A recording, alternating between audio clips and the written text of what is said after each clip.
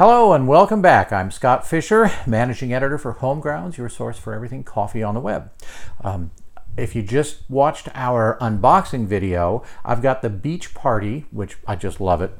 This is from Thou Mayest Roasters, but it's here from my Mistobox subscription. Again, one of the things that's great about Mistobox is that although I tell them what kind of coffees I'm looking for, they pick one that's a surprise. So this one is an Ethiopian Yirgacheffe. It's honey roasted.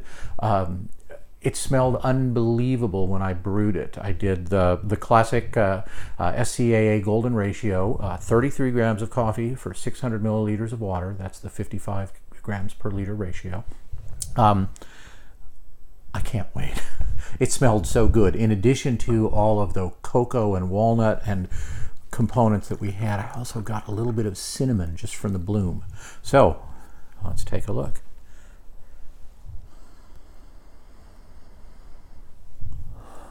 Wow, this is fabulous. Hang on.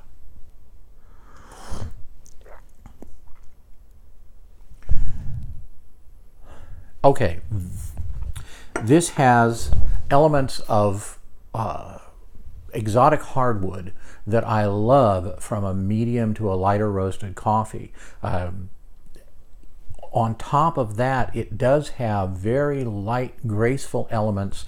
I'm getting a little bit of berry, a little bit of peach, but with that fabulous cocoa.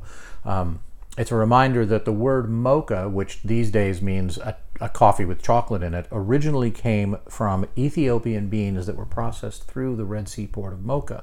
They had a chocolate character to them that was prized. It was some of the most expensive coffee in the world. It's still some of the finest, if this cup is any indication.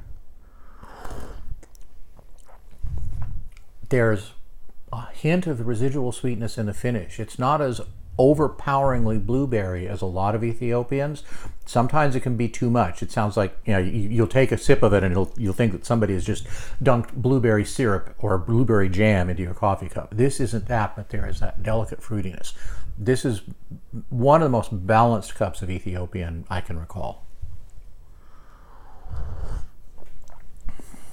And as you may know, coffee actually, the specific gravity goes up as the coffee cools. This is still just off of the brewing temperature.